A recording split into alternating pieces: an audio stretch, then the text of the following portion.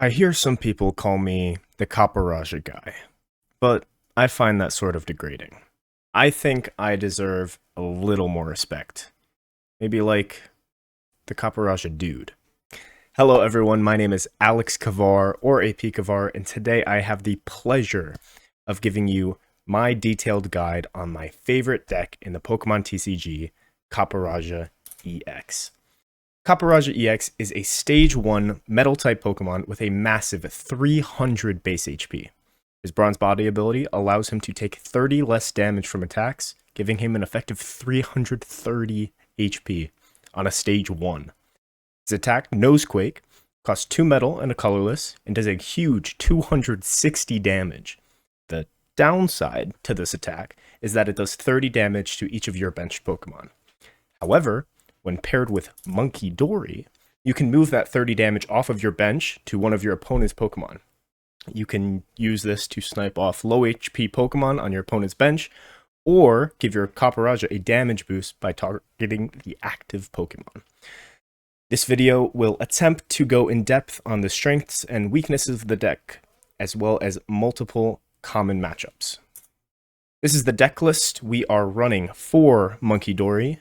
We are running a 2-1 split of Cufant. I will get into that later.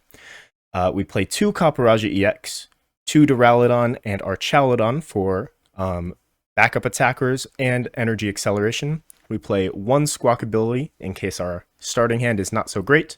2 Genesect EX to find both of our Copperajah and our Archaludon. We play 4 Arven to find us Precious Trolley and a tool, most commonly Turbo Energize, on turn 1. We play 2 Professor's Research, 1 Boss, 2 Iono, 1 Turo to pick up Squawkabilly or Archaludon to reassemble Aloe if we need to. We play 1 copy of Colress's Tenacity to find us Gravity Mountain for a damage boost against Stage 2s, or Artisan in case, Precious Trolley is prized. We play 2 Energy Switch, which can be used in multiple ways in this deck. It can either be used to energy switch metal energy to the active Copperajah, or they can be used to energy switch dark energy from your Munkidoris to effectively be able to Adrenabrain multiple times with just 1 dark energy attached. We play 2 Earthen Vessel to find our energy, 2 Ultra Ball, notably to discard metal energy if possible to power up Archaludon. This is something I'm currently testing with. I'm not 100% sure on it. You can also play 2 Nest Ball, and you'll probably have relatively the same success. But I've opted for Ultra Ball for the chance to discard metal energy. And you can also just find your evolutions if you need to.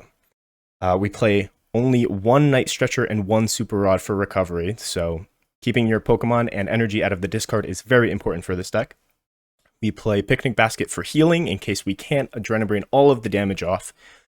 Precious Trolley, because all of our Pokemon are 100 HP or more, so we can't use Buddy Poffin.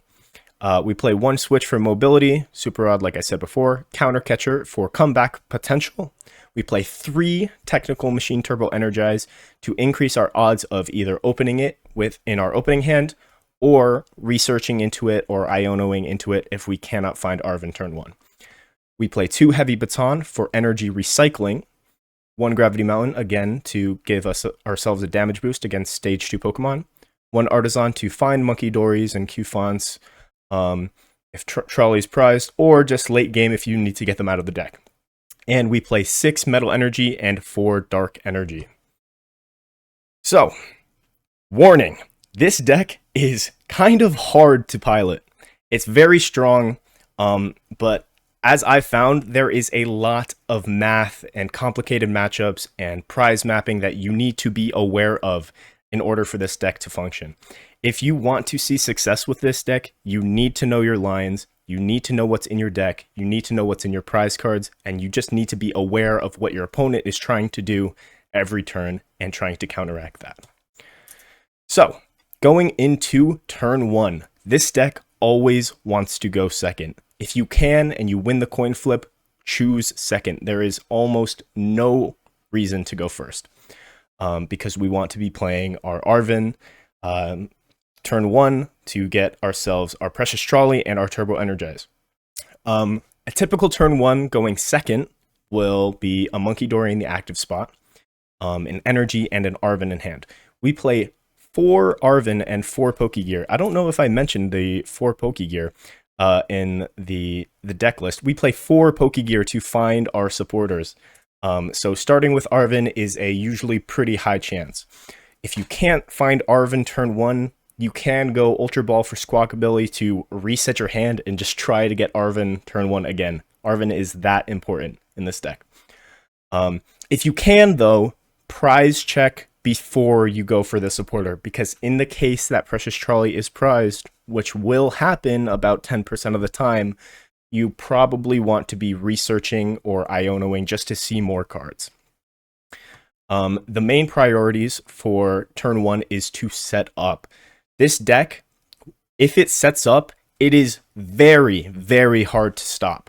So you want to be getting Precious Trolley to set up your Pokemon and Technical Machine Turbo Energize to get all that energy in play as soon as possible. Precious Trolley is usually searching for either 1 or 2 Cufants, 1 Duraludon, 1 Genesect, or 1 or 2 Munkidori, depending on the matchup. Targets for the Turbo Energize, which are getting the energy out of the deck, also vary depending on your hand, your prize cards, and what your opponent is playing. But ideally, you want to put enough energy on a Cufant to guarantee a Copperajah attack next turn. What does this mean? This means if you start with let's say a Munkidori in the active and a Metal Energy. When you attach that Metal Energy, next turn when you retreat into your Cufant and evolve into Copperajah, you're going to have 1 Metal Energy in the discard. So when you evolve into Archaludon, you can accelerate that 1 Metal Energy to your Cufant, and it is almost always worth it to get that extra energy attached. Energy is so important in this deck, and getting as much energy as you possibly can attached at any given moment is always worth it.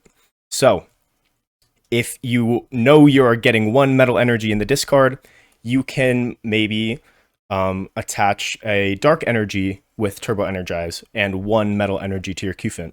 That way, next turn, you can accelerate the Metal Energy from your discard to your Cufant and attach for turn, and there's your 2 Metal and a colorless for the Nosequake attack.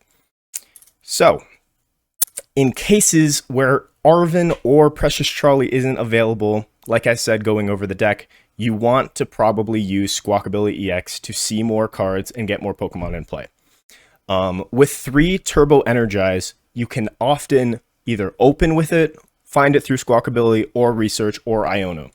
Artisan is also very, very important to play if you know that your Precious Trolley is prized. Artisan is getting you 1 Pokemon, and if it lasts into your next turn, it's getting you 2 Pokemon. So it's basically 2 Nest Balls for the price of 1.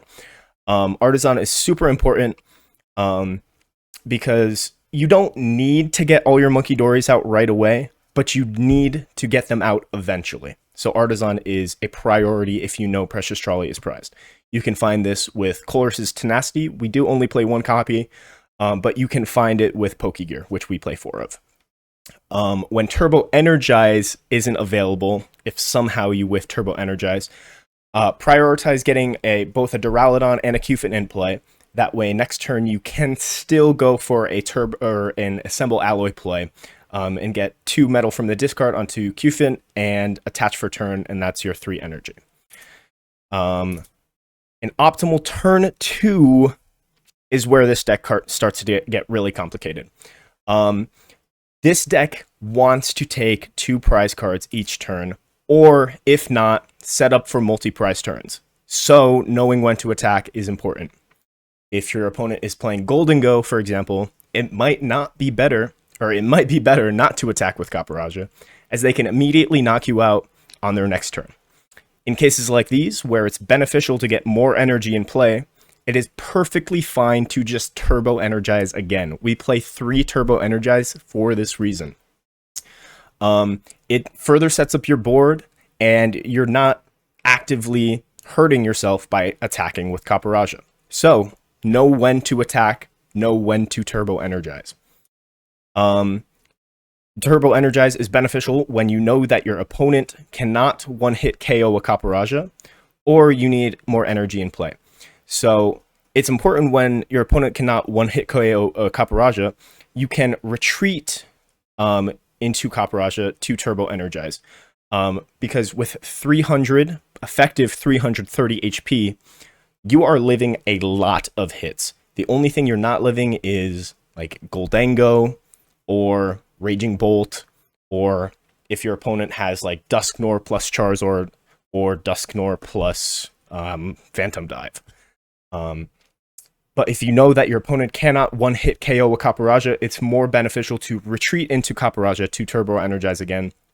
That way you're keeping, your active Pokemon, most likely a Munkidori, out of the discard pile. Remember, we only play one Night Stretcher and one Super Rod, so keeping your Pokemon and your energy out of the discard pile is very important.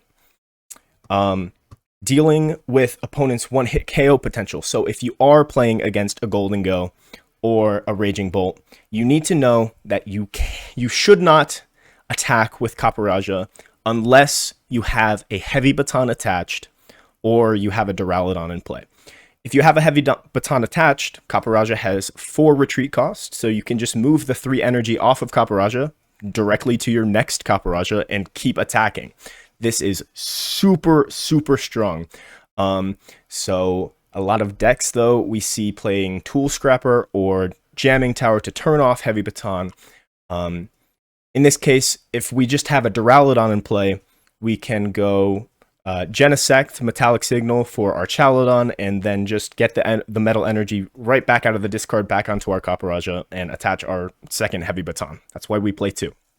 3 energy is a major investment, so keeping it on board is almost as valuable as taking prizes. Something funny that can happen is if you know a knockout is inevitable on your opponent's next turn, and you cannot recycle the energy. Say you don't have a Heavy Baton and you don't have an Archaludon in play, or a Duraludon in play, rather. Sometimes it's just better to pass. Knowing when to pass can win you games. Let's say, for instance, this is an actual thing that's happened to me. There was a Wellspring Ogerpon in the active, and I had a Copperajah in the active with no Heavy Baton attached. My opponent was playing a Terra Box Charizard deck. And if I knocked out his Ogerpon, he could come back in with Charizard and knock me out. And then I would have no energy in play because I have no Heavy Baton and no Duraludon in play. In this case, I just passed.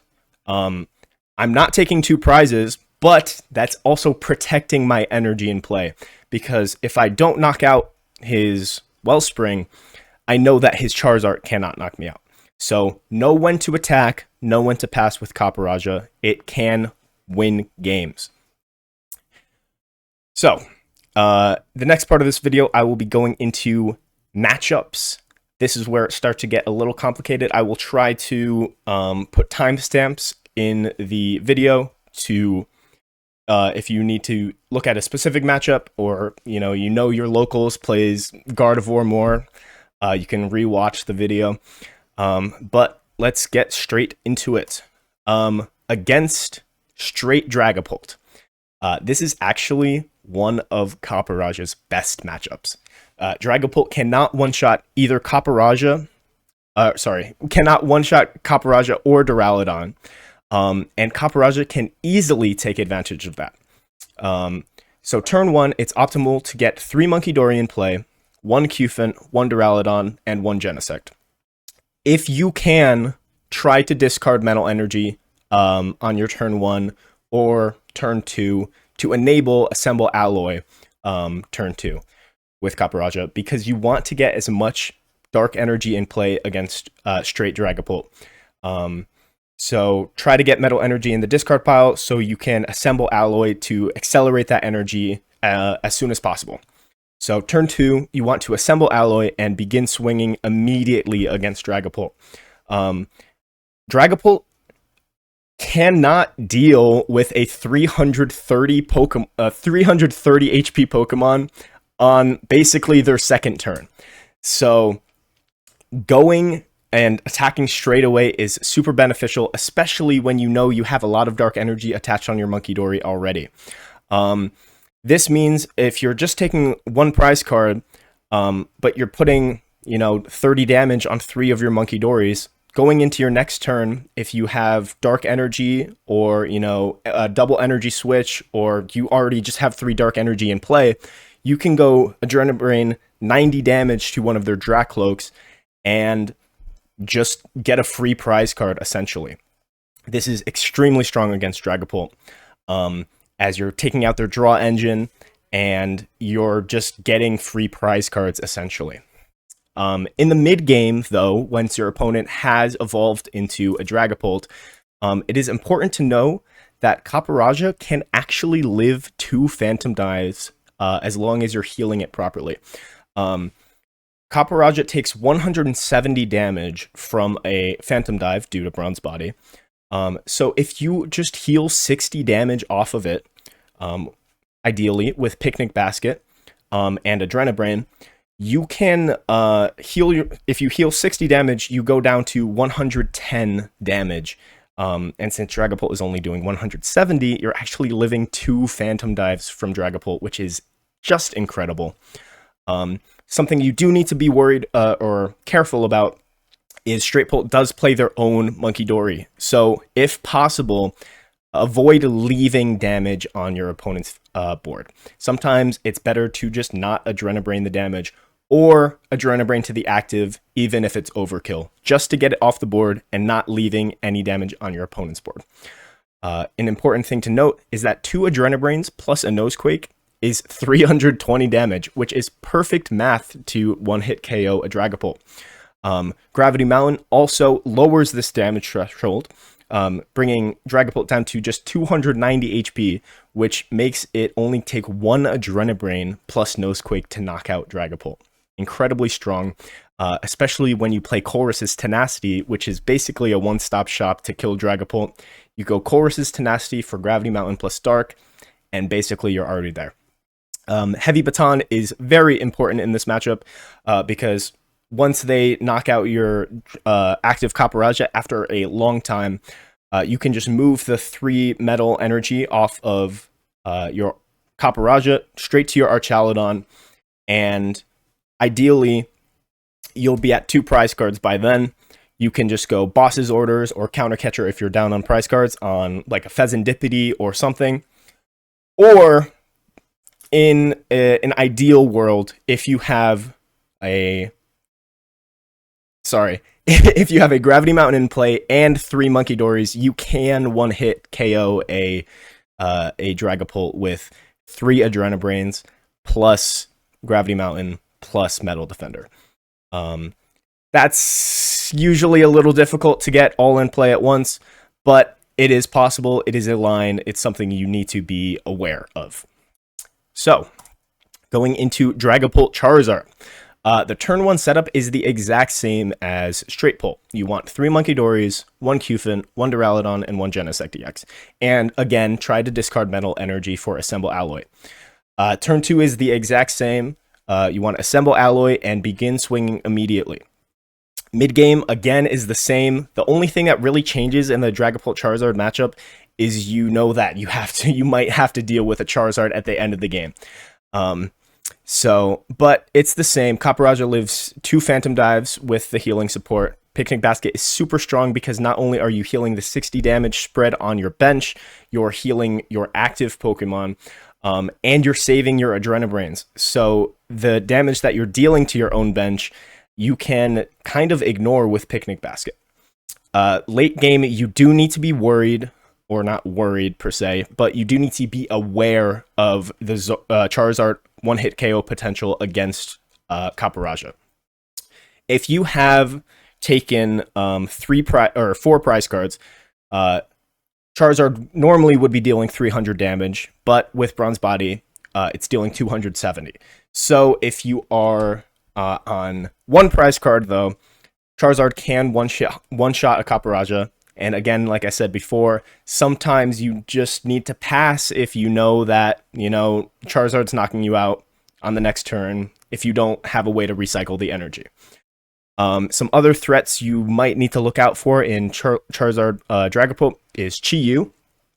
So Chi-Yu cannot one-shot a Copperajah, but it can do a lot of damage. It does 140 if you knocked out a Pokemon on your opponent's last turn, or on your last turn, which multiplies double to 280 against Metal Pokemon.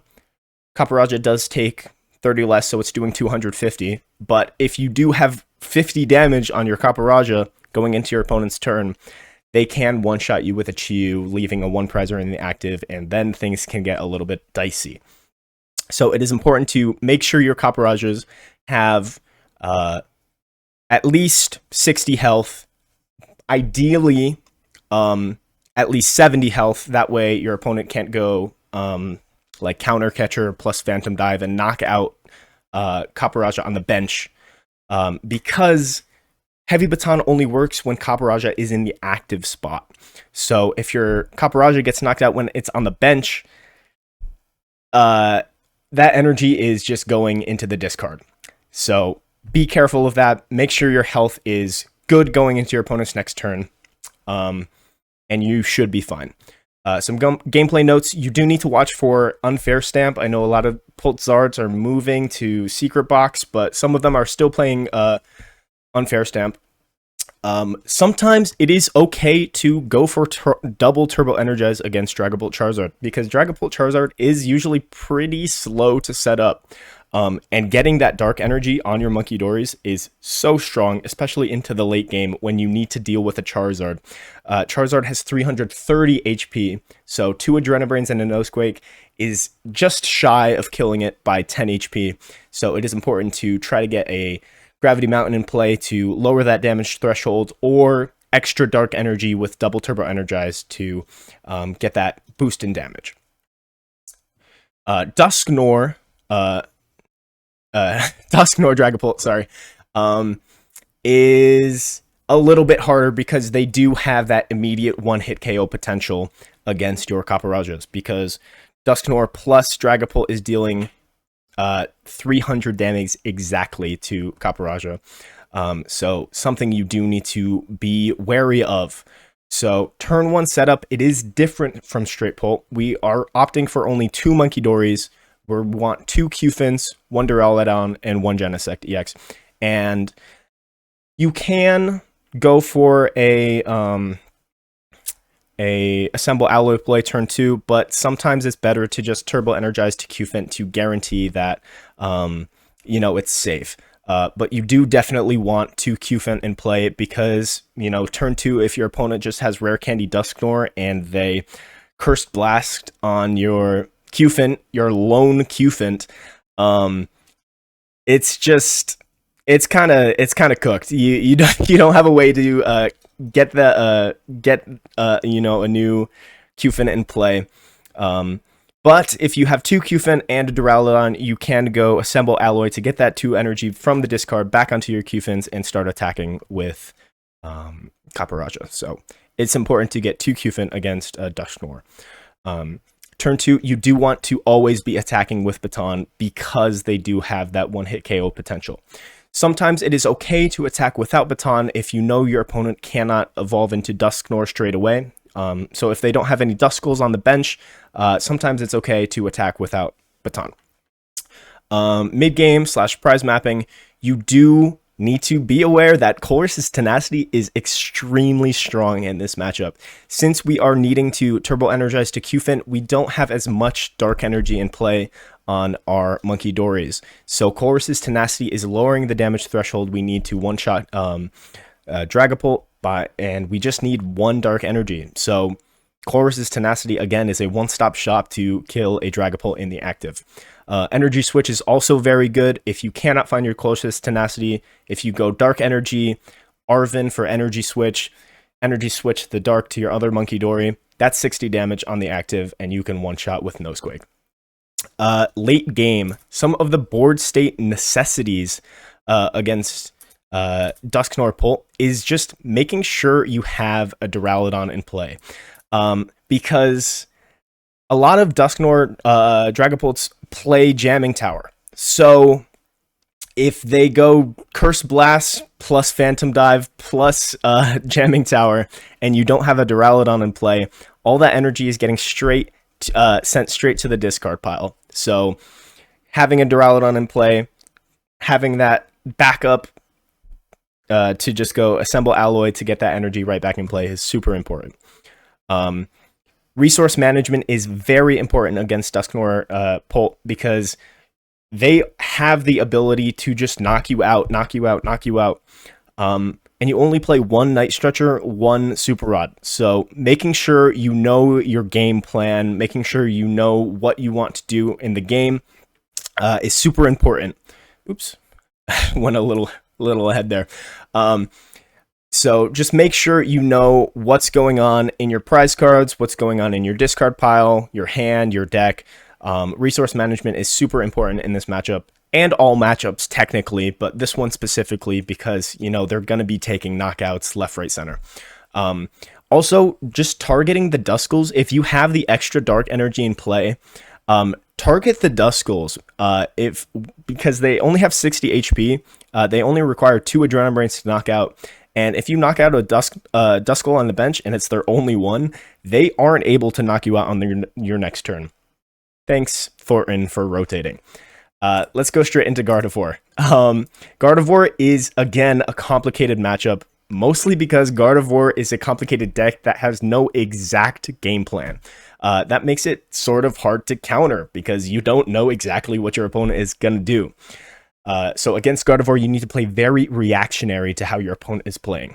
If they're playing the 4 Munkidori version, it's important to make sure that your Munkidoris are staying alive. They can, if they have 2 Munkidoris in play and you Nosequake twice and you can't heal all your Munkidoris, all it takes is 2 Adrenaline Brains from them to knock out one of your Munkidoris. So make sure that your Munkidoris that have dark energy attached have at least, or you're at least healing those guys. Because keeping your dark energy in play against Gardevoir is super important. If they're playing the Drifloon Bravery Charm version of the deck, it's important to make sure you're keeping Heavy Baton attached to your Copperajahs and having a Duraludon in play just in case you need to assemble Alloy again, just to get that energy back in play. If they're going Screamtail and they're knocking out a bunch of your Munkidoris on the bench, focus on getting your boss's orders and your counter catcher and taking 2 prizers to stay ahead of the race. It is very important to note that Gardevoir wins as a comeback deck. It's very easy to start taking prizes against Gardevoir. However, almost all Gardevoir lists play 4 Iono. Make sure your board is well established before you start taking prize cards. This means that Turbo Energize, again, is a very good play just going into turn 2. So double Turbo Energize to get that dark energy on your Munkidoris. Completely, not only decent, sometimes optimal. So dealing with some threats, Screamtail, like I mentioned before, if they try to trap your, say your Archaludon in the active that has no energy on it, be ready to have a Turo to pick up your Archaludon or a Switch or something. You need to be ready to deal with Screamtail. Again, opposing Munkidori, make sure that your Munkidoris are healthy enough going into your opponent's turn that you know that they can't Adrenaline Brain 2 or 3 times. Well, if they can Adrenaline Brain 3 times, they're going to be able to knock out a Munkidori. But just something to be aware of. And Drifloon, again, make sure you have a Heavy Baton attached to your Copperajah to recycle that energy very easily. So prize mapping against Gardevoir is something that can be complicated, but at the same time can be pretty easy.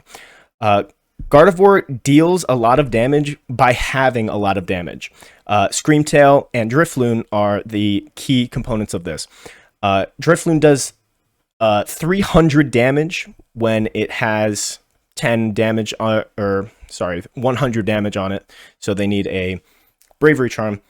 But that only leaves it with 20 HP left. So going into your turn, you can just knock it out with an Adrenabrain, and that's basically a free prize card. Something to be noteworthy of is if you go down on prizes against a Drifloon in the active, you can go Counter Catcher first, then take the knockout, then take a knockout on a Pheasantipity or Gardevoir or whatever is in the active. Just make sure you are sequencing your turns correctly against Gardevoir. Gardevoir is super complicated to play against, so you just really need to be locked in on your turns. Again, you need to be prepared for triple Munkidori. If your opponent is playing the quad Munkidori version of Gardevoir with Devo and all that good stuff, if you go Nosequake and you put 30 damage on all of your Munkidoris, your opponent can go triple Adrenabrain and just knock out one of your Munkidoris for free. So you do need to be ready for that. Try to play against it. Try to knock out their Munkidoris if you can. But also at the same time, you need to be wary of the prize race and who's taking however many prize cards. Super complicated, I know, but Gardevoir is kind of the best deck in the format right now, so it's complicated to play against. Something to note is you can use Archaludon just as an attacker. This is really good against the decks that don't play Drifloon, because if you don't attack with Copperajah, you're not dealing damage to your bench. So they can't as easily knock out all of your Munkidoris with their own Munkidoris. Another thing to be aware of when playing against Gardevoir is that Gardevoir only really plays 2 Artisan as their stadium count. If you know that one of their Artisan is discarded and one of them is in play, if you go Gravity Mountain, you can basically keep that in play for the rest of the game. This is super strong because it requires Gardevoir only to take 1 Adrenabrain plus a Nosequake for a knockout. This is super good because against Gardevoir, there's a lot of other things that you want to Adrenabrain to.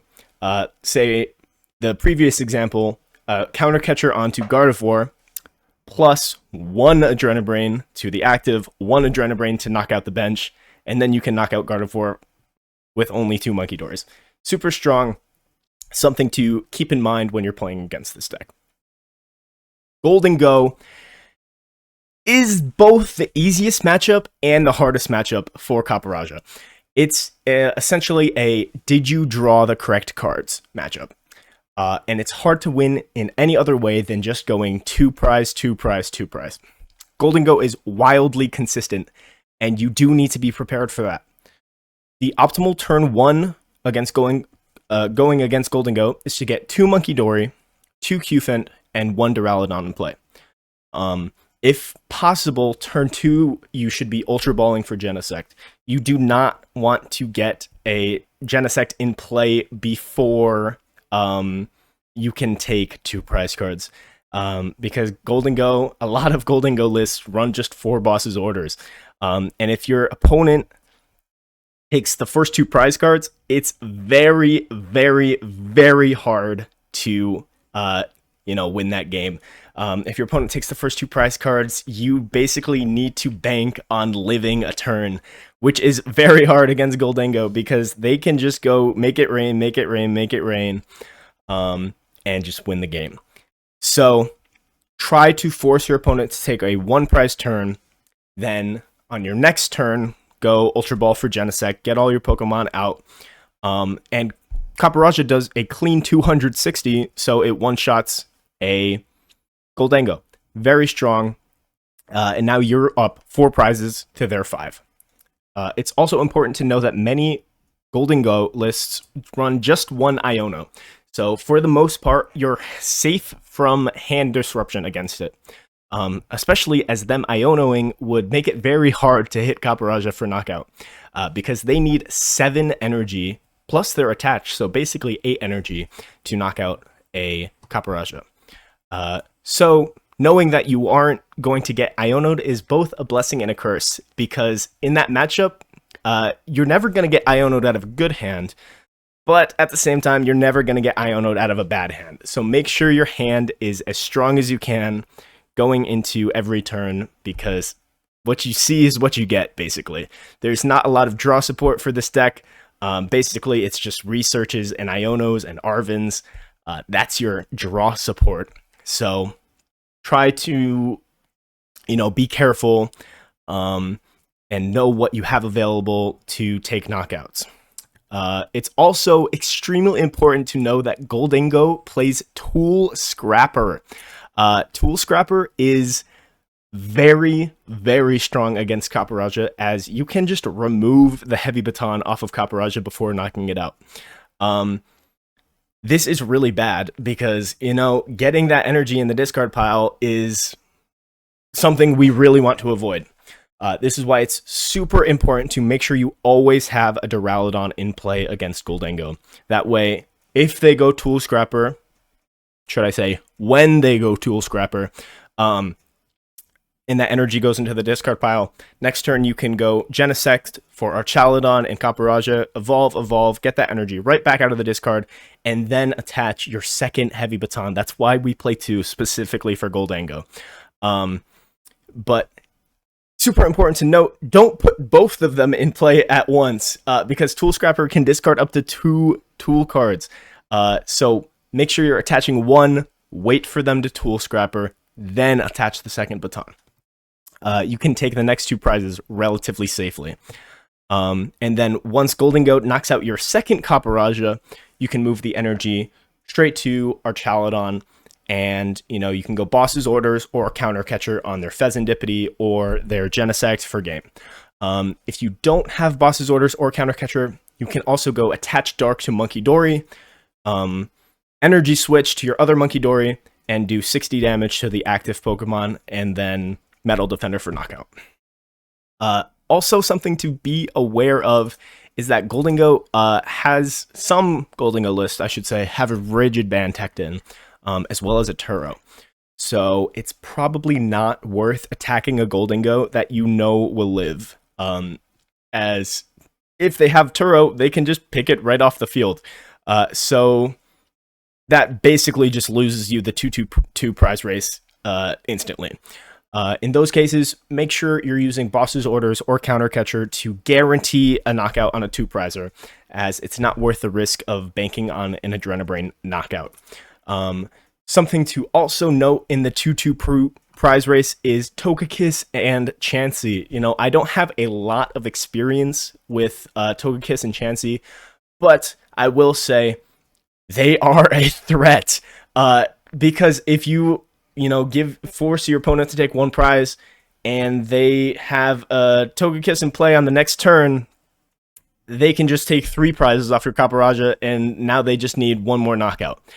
So, if possible, try to take out the Togepis with your Munkidoris. They only have 50 HP, so you can just go Attach Dark, Energy Switch, knockout. But against Chansey, I'm going to say there's not much you can do. You can try to, make sure that you have stadium control. If they ever put a Academy at Night in play, you can try to, get rid of it as soon as possible. You can play down your Gravity Mountain even though it does nothing in that matchup. But against Chansey, I don't know. It's a little scary. But some gameplay notes is that Iono can be a saving grace against Gholdengo. If they do go down to those 2 prizes left and you have Iono, make sure your board is set up too, because you're going to be Ionoing yourself to a low hand. But Gholdengo would need to get double superior energy retrieval to knock out a freshly sent out Copperajah. So Iono can sometimes be a saving grace in against stadium control, just to make sure they don't have the Academy at Nights, and also the Levincias, because Levincia is, just a free 2 energy out of their discard every turn. So that's how you got to play the Gholdengo matchup. I'm not too experienced with the Togekiss and Chansey versions. If you guys have any tips, or if you play against some of these lists at your locals, let me know. Please reach out in the comments or on Twitter. Let me know if you see any tech that you can maybe help with. Raging Bolt is kind of the exact same matchup against Gholdengo. There's not really anything different. So the turn 1 setup is the exact same. You want to get 2 Munkidori, 2 Cufant, and 1 Duraludon, and leaving the bench space open for next turn to go Ultra Ball for Genesect. And you want to be turbo energizing the Metal Energy to Cufant. So again, turn 2, you only want to be attacking when you're taking 2 prizes. So if they try to go, Baby Bolt, which is something you do sometimes need to be aware of, try to go boss's orders on, say, Teal Mask Ogerpon, or, a Raging Bolt on the bench, or their Pheasantipity, or their Mew, or whatever, basically. But you want to be taking 2 prizes. You want to go 2-2-2. Some things you do need to be aware of is Judge. Almost all Raging Bolt lists play 1 Judge, and they can find it turn 2 really easily with Noctowl. So be prepared for that. And you also need to be prepared for the Okos. So make sure you have your Heavy Baton attached. Make sure you have your Duraludons in play. They also sometimes play a Jamming Tower. So making sure you have Duraludon in play is super strong. And again, gameplay notes, Iono can be a saving grace. They do need 5 energy attached to knock out your Copperajahs. So if you go, say boss's orders on their Pheasantipity, knock out their Pheasantipity, after you Iono them, they're going to be left with a 3-card hand to get 5 energy in play, which is probably pretty hard for Raging Bolt. It can happen, obviously, but sometimes you can do that. Something else you can also that can also happen is if your opponent whiffs a turn, you can steal some extra prize cards with Munkidori. A lot of I'm not going to say almost all, because a lot of them have cut it recently, but a lot of Raging Bolt players play Squawkabilly. And if you get, 6 Adrenabrains onto a Squawkabilly, it's going to be hard, but if you have the extra energy in play just from them whiffing a turn, you can steal, 2 prizes off with a Squawkabilly. Be careful, though, because a lot of them play Area 0 plus Qianpao, so they can just remove Squawkabilly off the field. Something you also need to be worried about, or not worried, but aware of, is a lot of Raging Bolt players also play a Bravery Charm, which brings up Raging Bolt to 290 HP. So sometimes you do want to be Adrenabraining 30 damage onto their Raging Bolts just to guarantee that they're getting knocked out to Copperajah attack. But it's basically the same matchup as Gholdengo, except they don't have Blissey or Togekiss, so you can force the 2-2-2 prize race a lot easier. Going into the next matchup, we have Marnie's Grimmsnarl. And Marnie's Grimmsnarl has got to be one of the most complicated matchups, solely because of Frostlass. If Grimmsnarl didn't have Frostlass, this matchup rather, becomes wildly easy. So the optimal turn 1 setup for Grimmsnarl is 3 Munkidori, 1 Cufant, 1 Duraludon, and 1 Genesect EX. You can also go for 2 Cufant in the rare case they have Rare Candy Grimmsnarl plus Boss's Orders. Unlikely, but something you do need to be careful of. But you do want to be discarding Metal Energy to, go for a Assemble Alloy play and Turbo Energize the Dark Energy to your Munkidori if possible. So against Grimmsnarl, you really only want to be attacking when you are fully set up. What does this mean? Grimmsnarl has a lot of damage spread with, the 30 to the bench with the main attack, and the Munkidoris that they play, and the Frostlass is ticking damage every turn. So you really want to make sure all of your Munkidoris have Dark Energy, and are healthy going into your turn. So Frostlass is a big threat because not only are they damaging your Munkidoris, which hurts them because you're damaging your Munkidoris, they're also dealing damage to their Munkidoris, which is giving them the Adrenabrain power to knock out, your bench Munkidoris. Munkidori. Best card in the game, obviously. So that's something you do need to be worried about. So make sure that going into your opponent's turn, your Munkidoris are safe. Try to keep as much damage off of them as possible. Picnic Basket is super, super good in this matchup because not only are you healing your Munkidoris, you're healing their Munkidoris. So they don't have as much Adrenabrain power going into their next turn. The prize mapping for this matchup is super, super complex. It changes every game based on how many Munkidoris your opponent gets out, how fast they get their Grimmsnarl out, how many Frostlass they get out, if they get Frostlass out. So much is going on in this matchup. It's really complicated. You really need to think. It's a big thinker deck. Some funny interactions. Cufant, we play 2 of the Paldea Evolve Cufant that attack for 1 metal, 1 colorless for 50 damage. If you can't get set up right away, or that your opponent can't get set up right away, Cufant can actually one-shot both a Snorunt and a Frostlass. And Snorunt and Frostlass are the only things making this matchup hard.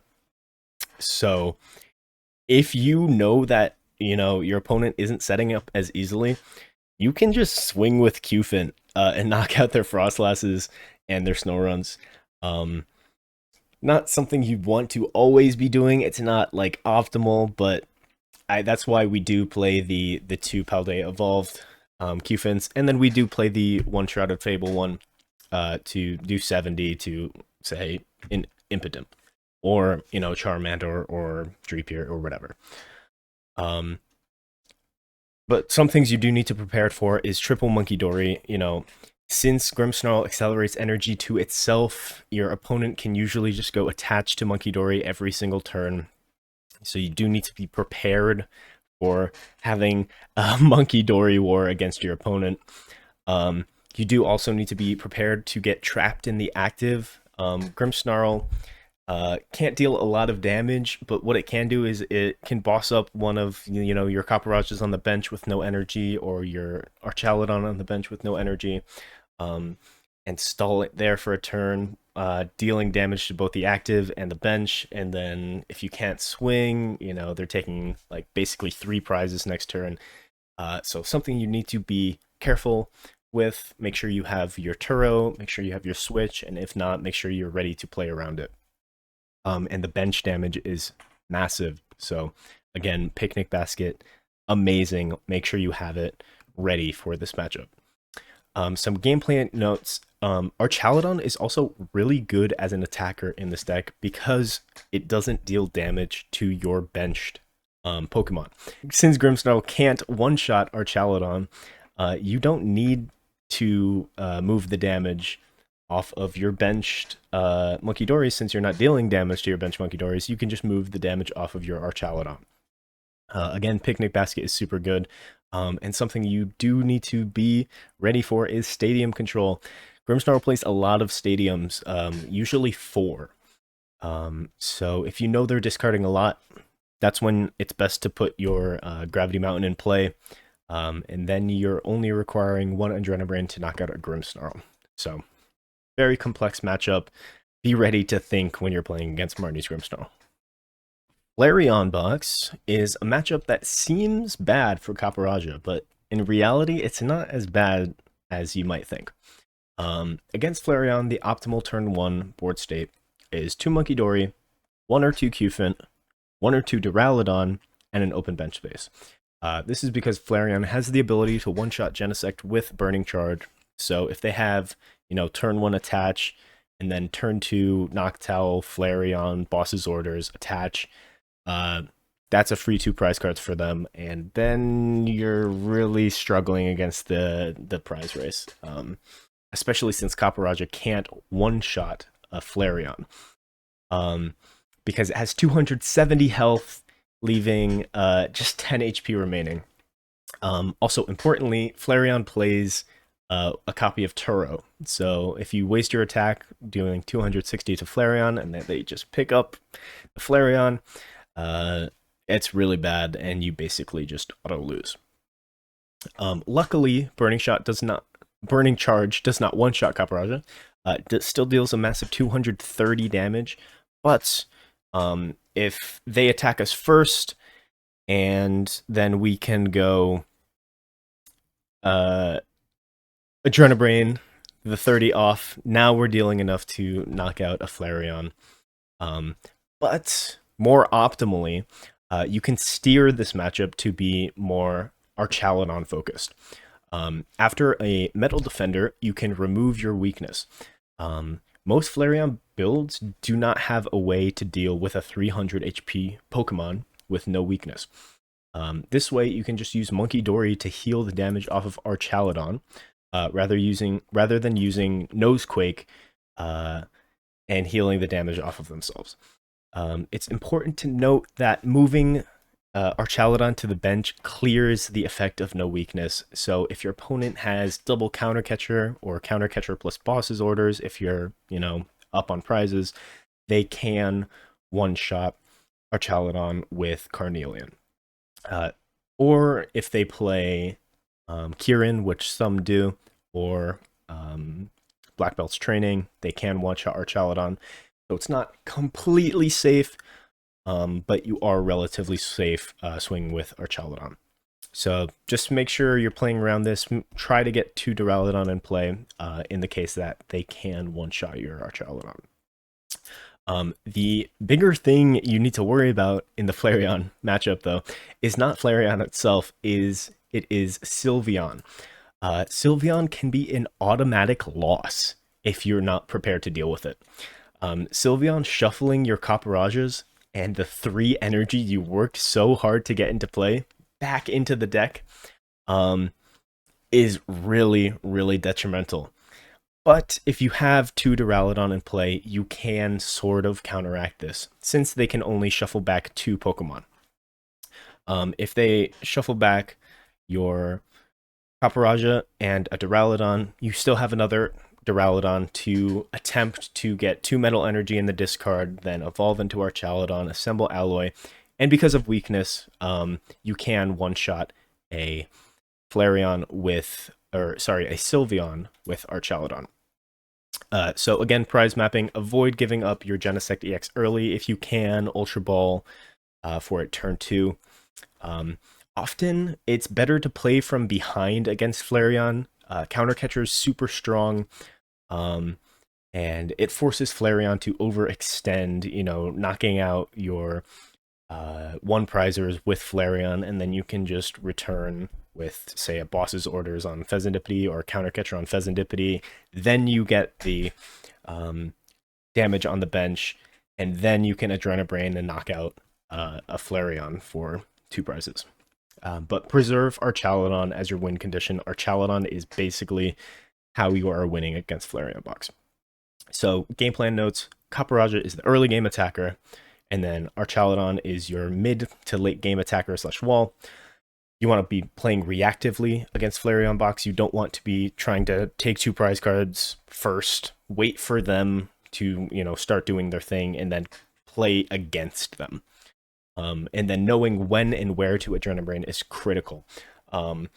Once you do get that Nosequake damage off, you have a little bit of damage to play with for the rest of the game. Because realistically, you're only getting 1 Nosequake off. So make sure you are effectively using your Adrenabrains. Note that you need 2 Adrenabrains plus a Metal Defender to knock out a Flareon. 1 Metal Defender knocks out Sylveon due to weakness. And then 2 Adrenabrains plus Metal Defender also knocks out Leafeon if they are playing Leafeon.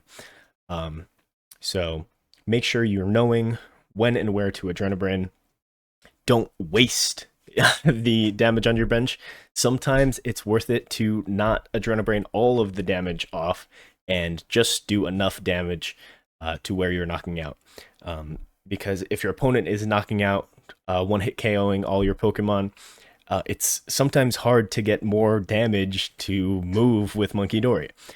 So make sure that you have enough damage going into your next turn to deal enough damage for the knockout. Against Charizard Pidgeot, Charizard Pidgeot is a pretty good matchup for Copperajah. It has a lot of weaknesses that Copperajah can easily exploit. So the optimal board state against Charizard Pidgeot depends on how fast you can get set up. If you know that you have the ability to go for an Assemble Alloy play turn 2, I'd say either 1 or 2, optimally 2 Metal Energy in the discard pile, you might only need 1 Cufant. However, if your opponent, has a Duskull in play and, they have a big hand size, say you gave them a couple mulligans, maybe it's better to get 2 Cufant in play to nullify the chances of, a Curse Blast to knock out your lone Cufant, and then you're just in a really bad position. Turbo Energizing to Cufant is sometimes better, but if you can get the Metal Energy in the discard, it's optimal. So, turn 2, you want to be Assemble Alloying if you can. If not, if you have to Metal or Turbo Energize to your Cufants, turn 2, you probably want to Turbo Energize again, especially if they don't have any Duskulls in play. If you go Turbo Energize again, you getting that energy in play, and then they go swing with Charizard on their next turn, they're not knocking you out. 2, they're giving you free damage to fling back with Adrenabrain. And if you Turbo Energize on the previous turn, you can just go triple Adrenabrain and knock out Charizard. Or, more optimally, you can go Boss's Orders on a Pidgeot, then Adrenabrain just 30 damage off of your Copperajah and just knock out a Pidgeot. So incredible. For the mid game, you do want to be attacking with Baton, especially if they're playing Dusknoir. Again, Dusknoir plus Charizard, Dusknoir Curse Blast plus Burning Darkness will always one-shot a Copperajah. Some things you can do to counteract that is taking out their Pidgeot early. Charizard is a great deck when it has Pidgeot in play. That's the reason why it plays Pidgeot, is to get those guaranteed cards that they know they need out of the deck.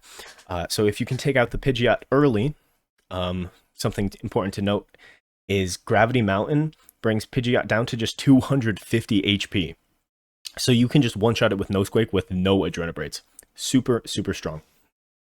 And just dealing with Dusknoir, making sure you have the Heavy Baton in play to prevent one-hit KOs and discarding all of the energy. Late game, like we saw with Dragapult Charizard, Charizard does have the one-hit KO potential even without the Dusknoirs, especially if they're playing a Defiance Band. So something you do need to be aware of. Colress's Tenacity is super, super strong in this matchup, again, because Charizard does require 3 Adrenabrains plus a Nosequake to knock out. So having Colress's Tenacity just gets you Gravity Mountain plus a Dark Energy, then you only need either 1 more Dark Energy in play or an Energy Switch to knock out Charizard. Super strong. Again, some other threats. Chi-Yu is... I don't want to say a big one, but if you do have damage on your Copperajahs, they can go Chi-Yu and just knock you out and leave a 1-prizer in the active. Sometimes it's okay to take a 1-prize turn against Charizard, because since they're Dusknoiring, they're giving you prize cards. That's something you do need to be aware of in the prize mapping. But it is also something you just need to optimally avoid altogether by keeping your Copperajahs healthy. Some game plan notes. watch out for Maximum Belt. Maximum Belt gives Charizard an extra 50 damage boost. That's what most of the Charizards are playing for their A spec. So just be careful. If you think you can live another turn with your Copperajah, think to yourself, okay, if they quick search for Maximum Belt, am I still living? Just something to think about. And again, Stadium Control. Most Charizard Pidgeot lists run just 2 Artisan, again, similar to the Gardevoir we mentioned before. In that case, if you know one is in the discard, one is in play, that's the best time to get the Gravity Mountain down, because then they can't bump it. Unless they go, like, attack with Charmander. But then if they're attacking with Charmander, then they've already lost. But those are some gameplay notes. Gravity Mountain is super, super good in this matchup, so try to get it in play and try to get it to stick. Joltik Box is a matchup that can be scary if you don't know what you're doing. Your opponent can take fast prizes on your Cufants and your Munkidoris with Iron Hands. But I am here to tell you, this matchup is actually super good. It's almost unlosable as long as you know what you're doing. Joltik Box does really well against this deck in the early game, but it quickly, very quickly falls off in strength as the game progresses. The key to winning against Joltik Box is knowing what your opponent wants to do, and not letting them do it. So the biggest thing is just knowing what to bench and when. So if you see our turn 1 setup, it says 0 to 1 Munkidori. This is new, because normally in this deck, you want to get Munkidoris to fling back with Adrenabrain, to fling damage back with Adrenabrain. But against a Joltik Box, you know, you're basically one-hit KOing everything anyways, besides, like, Pikachu, maybe. So you don't really need the extra damage with Munkidoris. And if you don't bench Munkidoris, they can't Iron Hands MP very much your Munkidoris. And then they just don't really have a game plan against you. So turn 2, when you evolve into your Copperajahs, say they do go, Prime Catcher on one of your Cufants, you can go assemble Alloy to your second Cufant, get those energies back in play, and just begin swinging immediately. Because Copperajah lives every single attack from every single Pokemon that Joltik Box plays. Pikachu does 300, but, Bronze Body, we take 30 less, so they're doing 270, so we're living. And then if they're swinging with Pikachu and we're living, then we can go bench Munkidori, attach Dark, Adrenabrain the 30 off to break the Pikachu shield, and then knock out Pikachu. But just make sure you're not feeding your opponent all these Munkidoris for breakfast, because just know what your opponent wants to do, and don't let them do it. The only thing they really can do is trap you in the active and maybe hit you and try to stall you. So if you just make sure you have your Turo and your Switch, you should be fine. Checkmate board states, if you're down to, like, say 1 prize left, or 2 prizes left, and you only have, like, 2 Copperajahs in play, just don't bench anything else. Because if they, can't knock out your Copperajah, they can't take prize cards, they can't win the game, and you just swing Nosequake and you win. Some things you do need to not worry about, I keep saying that. You just need to note that they do play Prime Catcher, so just be wary of that. And yeah, just don't bench Munkidori unless absolutely necessary, like breaking Pikachu shield. Just anticipate what your opponent wants to do and counter them. Joltik Box is such a simple deck. They do one thing really well, but they can't do it against this deck. Especially since Gravity Mountain doesn't work on Copperajah because he's a stage 1, not a stage 2. So, Joltik Box, very, very easy matchup. Joltik Gholdengo is a different story, because they do have that one-shot potential. Joltik Gholdengo is a new variant of Joltik that has been seeing a lot of play after it won the seniors division at Worlds. It's a similar matchup to regular Joltik, except for the fact that your opponent can one-shot your Copperajahs. So, the optimal board state for this matchup is the exact same as regular Joltik, keeping your Munkidoris out of play and focusing on Copperajahs to one-hit KO all of your opponent's Pokemon with no Squig. So the best way to actually play around this deck is keeping your opponent's Iron Hands alive.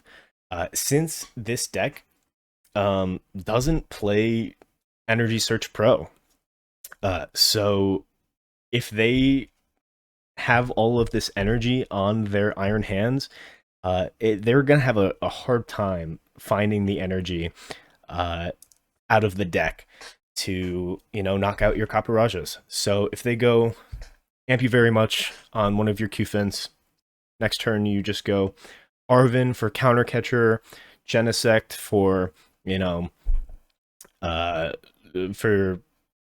Archaludon, Copperajah, go Counter Catcher on their Gholdengo, and now they have an Iron Hands against a Copperajah, Genesect, and an Archaludon. So they can't take two prizes unless they find, Gholdengo, attach, like, triple Earthen Vessel or whatever.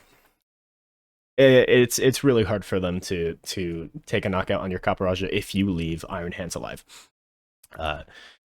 So, again, aim to go 2-2-2, but be wary that oftentimes your opponent is taking the first two prize cards. So you are going to need to bank on living a turn against this deck. So, Counter Catcher plus Iono, knock out a Gholdengo, or knock out Pheasantipity on the bench. Super, super, super strong against Joltik Gholdengo. That's the optimal turn 2. Again, late game, Iono can completely brick your opponent, but it can also brick yourself, so make sure your board is completely set up before you Iono. Joltik Gholdengo does play Prime Catcher again, so just be wary of that. And then game plan notes, same thing as Joltik, is just don't bench any Munkidori unless absolutely necessary. Or, in the case that you have to knock out their Iron Hands, you can't find Counter Catcher, you can't find Boss's Orders, then it's okay to bench your Munkidoris. Same thing as regular Joltik. Anticipate what your opponent wants to do and counter them, and you should have a decent time into this matchup. Ethan's Typhlosion. Alright. Ethan's Typhlosion is this deck's worst matchup by far. A one-prize Pokemon that can one-shot your Copperajahs very easily. So against this deck, the optimal board state is 3 Munkidori, 1 Cufant, 1 to 2 Duraludon, and then 1 Genesect. That's actually 7 Pokemon if you do 2 Duraludon, but you know what I mean. The optimal turn 1 is you want to be discarding as much metal energy as you possibly can for a turn 2 Assemble Alloy. Try so hard to get 2 metal energy in the discard. For next turn, go Assemble Alloy to your Copperajahs, just so you can turbo energize the darks to your Munkidoris, because you need dark energy on your Munkidoris in order to win this matchup. So swing with Copperajah as early as possible, but you also need to make sure that you have a Heavy Baton in play, because if you don't have a Heavy Baton in play and you Assemble Alloy and you don't have another Duraludon in play and they knock out your Copperajahs, it's game over. So make sure you have a Heavy Baton in play when you're swinging with Copperajah, but also make sure you're getting enough dark energy in play, because against Typhlosion, you need to use Munkidori to snipe off their bench Pokemon, to take multiple prize cards in one turn, or else it's just impossible to keep up with the prize trade. So once you attack with your Copperajah and they inevitably knock you out, and they take their 2 prize cards, you want to move the energy to your Archaludon and then swing with Archaludon for the rest of the game. Try to Iono your opponent as much as you possibly can to keep their hand size low, because since Brave Bangle came out, Ethan's Typhlosion can one-shot Archaludon. So Archaludon turns off its own weakness to fire, and Ethan's Typhlosion base maximum damage is 280. But with Brave Bangle, they can go up to 310, so they can one-shot an Archaludon even without weakness. So try to Iono them to a low hand size. It's really your your only play. Other threats, if they have double Victini, they can also go double. They don't even need a Brave Bangle. Most Ethan's Typhlosion lists are really only running one. Some are running two though, so just be careful of that. Game plan notes, good luck. This matchup, very, very, very hard. I will say probably Copperajah's hardest matchup. It is winnable. I have won games against Ethan's Typhlosion, but you need so many Munkidoris in play in order for this to even have a chance. I think the last time I won against an Ethan's Typhlosion, I had 4 Munkidori all with Dark Energy in play. Like, it's that bad. Like, you need Munkidori to win this matchup. So good luck. It's probably like a 20-80 matchup, maybe 30-70 if you play really well. But definitely the worst matchup by far. So that actually covers it for all the matchups. I do want to say though, this deck list is not perfect. I basically am the only person playing Copperajah right now, so deck innovation is very slow. If you want to play this deck and communicate with me about, possible inclusions, possible reworks to the deck, if you find a whole new engine that you don't even need Precious Trolley and you're playing like Nest Ball and Ultra Ball or whatever, let me know, please. I am so open and welcoming to innovations to this deck, things that can fix matchups, things that can make matchups better. This deck is far from perfect. I think it's good right now. It does well into the meta, but this deck has so much unlimited potential that just hasn't seen the light of day, simply because everyone forgot this Pokemon even exists. So if you want to reach out to me, you think, you found a cool tech card that you could play, some notable conclusions could be Crispin. These are actually cards I've all tested out in this deck. Crispin is super good. Practice Studio is super good for some certain math workings. Poppy is super good to get energy moved. Air Balloon is also super good against just for mobility. More energy switch is also just super good. I originally played with 4. Beautiful. Just getting those Munkidoris active is just amazing. I am content with this 60 right now.